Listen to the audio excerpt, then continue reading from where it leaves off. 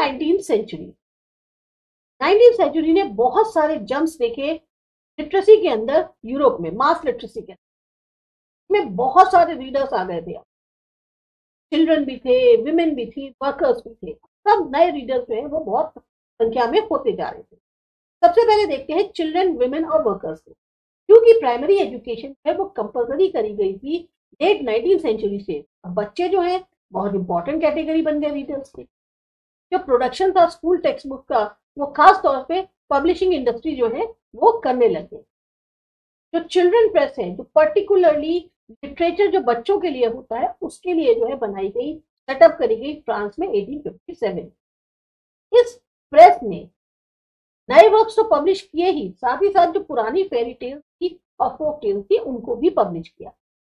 Grimm brothers जो Germany में थे उन्होंने सालों गुजार दिए जो ट्रेडिशनल फोक टेल्स थी जो उन्होंने पीरेंट से इकट्ठी करी थी उसको कंपाइल करने। तो भी कुछ उन्होंने कलेक्ट किया था, उसको पहले एडिट किया जाता था इससे पहले कि स्टोरी को पब्लिश किया जाए कलेक्शन के अंदर।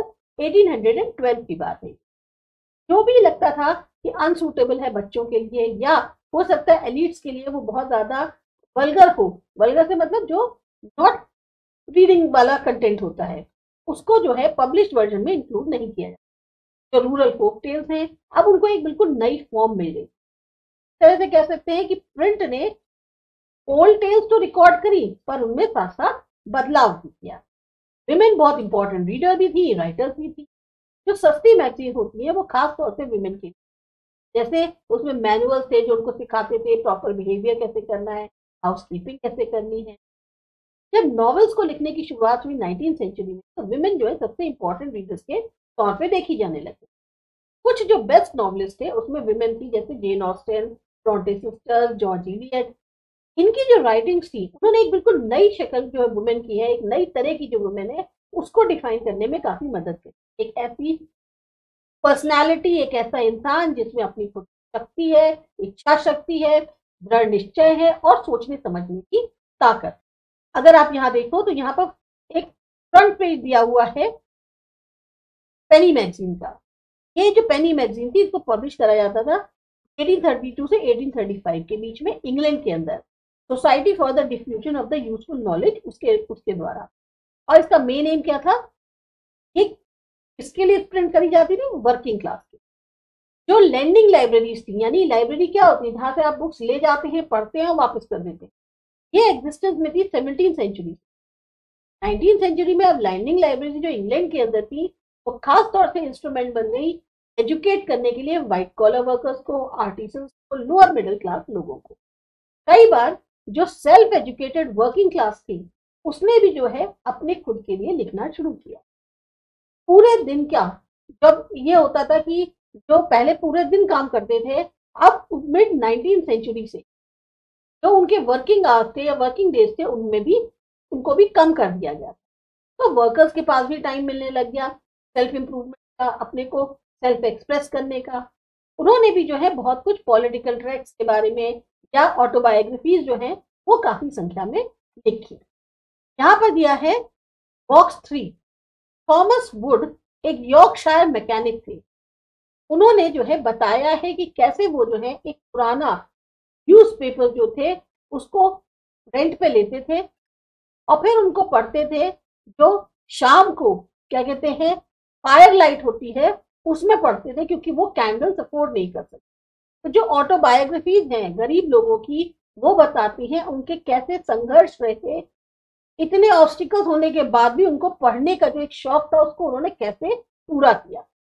ये जो है 20th century Russian revolutionary author Maxim Gorky की my childhood and my university जो है आपको उसके एक्सट्रैक्ट में से ये चीज दी गई है।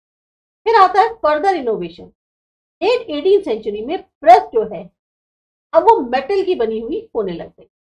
19th सेंचुरी में एक सीरीज आई और इनोवेशन जो है प्रिंटिंग टेक्नोलॉजी में देखने को मिले।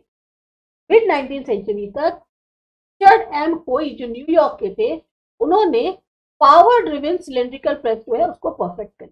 अब वो जो है 8000 शीट पर आवर प्रिंट कर सकती थी। ये खास तौर से बहुत यूजफुल थी न्यूज़पेपर्स प्रिंट करने के। लेट 19th सेंचुरी में जो ऑफसेट प्रेस थी वो डेवलप करी गई जो 6 कलर्स में एक समय पे प्रिंट कर सकती थी। जैसे ही 20th सेंचुरी आई या आने वाली थी, इलेक्ट्रिकली ऑपरेटेड प्रेस जो है, अब उन्होंने प्रिंटिंग ऑपरेशन को और ज्यादा बढ़ा दिया। इसी तरह से और भी बहुत सारे डेवलपमेंट्स, जो पेपर करने के तरीके थे, लगाने के तरीके थे, वो इम्प्रूव थे। क्वालिटी जो प्लेट्स की थी वो बेटर हो गई। ऑटोमेटिक पेपर रील्स और फोटो इलेक्ट्रिक कंट्रोल जो है कलर के, अब रजिस्टर के, वो सब इंट्रोड्यूस होने लगे।